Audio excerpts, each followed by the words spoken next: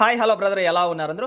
Gulf దేశాలకి house డ్రైవర్‌గా పనిచేయడానికి వచ్చేటటువంటి ప్రతి ఒక్కరు కూడా ఎవరైతే మన తెలుగువారు ఉన్నారో అన్నదమ్ములు కాస్త పేషెన్స్ అయితే వహించండి బ్రదర్. ఇంత దూరం మనం వచ్చేదల్లా ఎందుకు? పిల్లలకు మంచి భవిష్యత్తు ఇవ్వాలి, మంచి ఎడ్యుకేషన్ ఇవ్వాలి. అదే విధంగా వాళ్ళ యొక్క భవిష్యత్తుకు మంచి పూలబాట వేయాలని చెప్పేసి ఇంత దూరం అయితే వస్తూ ఉంటాం కదా. రీసెంట్‌గా నిన్ననే జనవరి 22వ తారీఖున కువైట్‌లో హౌస్ డ్రైవర్‌గా పనిచేస్తున్నటువంటి ఒక వ్యక్తి ఆత్మహత్య అయితే చేసుకున్నాడు తన రూములోనే. పోలీసు వాళ్ళు చెప్పినటువంటి రిపోర్ట్ ప్రకారం ఇక్కడ చూసినట్లయితే గన వాళ్ళ కఫీలు అదేవిధంగా మేడం ఎన్నిసార్లు ఫోన్ చేసినా కూడా తీయలేదంట అక్కడ పనిచేస్తున్నటువంటి డ్రైవర్. అలా ఎందుకు తీయలేదు అని చెప్పేసి తన రూమ్ దగ్గరికి వెళ్ళి డోర్ కొట్టిన తర్వాత ఎంతసేపటికి తీయకపోవడంతో పోలీసు వాళ్ళకైతే ఫోన్ చేశారట.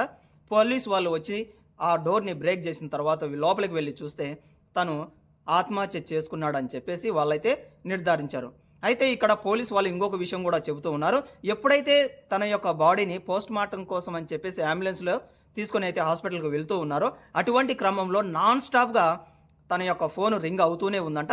అంటే గ్యాప్ లేకుండా ఫోన్ చేస్తూనే ఉన్నారట. దీన్ని బట్టి పోలీసు వాళ్ళు ఒక నిర్ధారణకైతే వచ్చారు.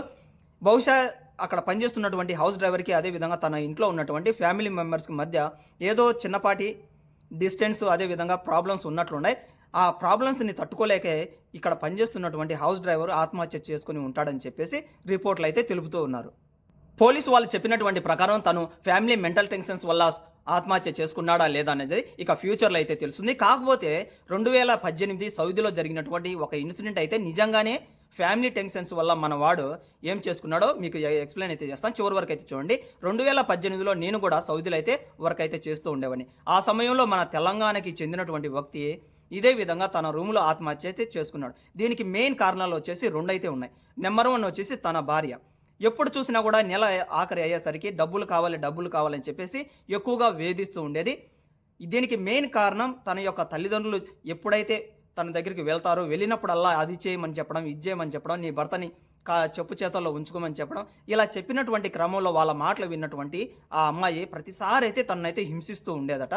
అలా హింసించేటటువంటి క్రమంలో విడాకులు కూడా తీసుకోవాలి అనుకున్నాడు అతను.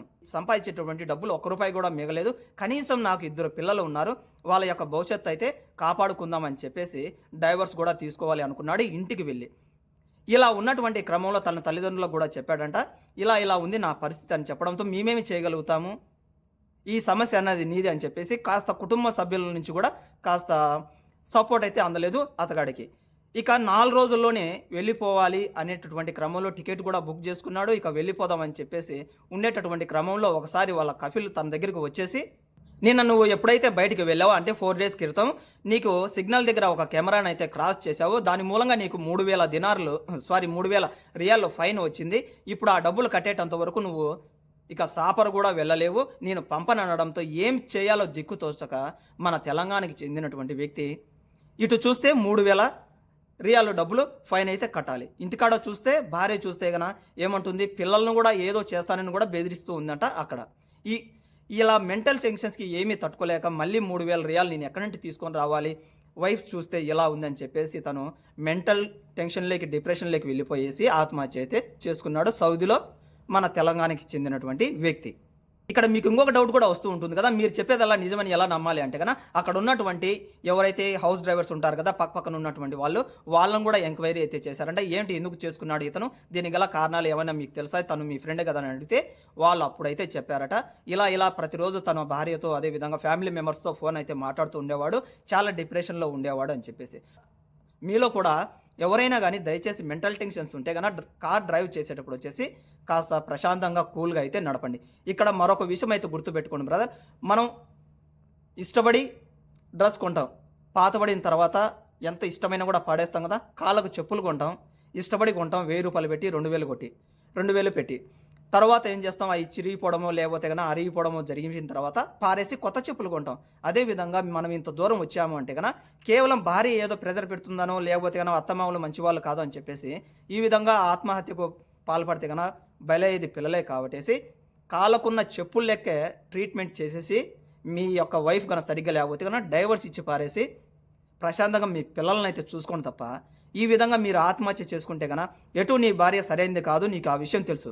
మరి తెలుసు కూడా నువ్వు ఆత్మహత్య చేసుకుంటే కన్నా రేపు ఆ పిల్లలు రోడ్డు మీద పడరా, ఇంకొకరిని చూసుకొని అయితే వెళ్ళిపోదా? జస్ట్ ఆలోచన చేయండి బ్రదర్. ఇంత దూరం వచ్చేది మనం కష్టపడడానికి కదా. ఏదేమైనప్పటికి కూడా కాస్త గల్ఫ్ దేశాల్లో పనిచేసేటువంటి వాళ్ళు జాగ్రత్తగా ఉండండి. అదేవిధంగా ఎవరైతే గల్ఫ్ దేశాల్లో మీ బిడ్డ గాని, మీ యొక్క భర్త గాని ఉంటే గన ఇక్కడ డబ్బులైతే ఊరక ఎవరికైతే రావడం లేదు. ఎన్నో మెంటల్ టెన్షన్స్ అయితే ఉంటాయి. కాస్త అర్థమైతే చేసుకోండి. Have a nice day and bye bye.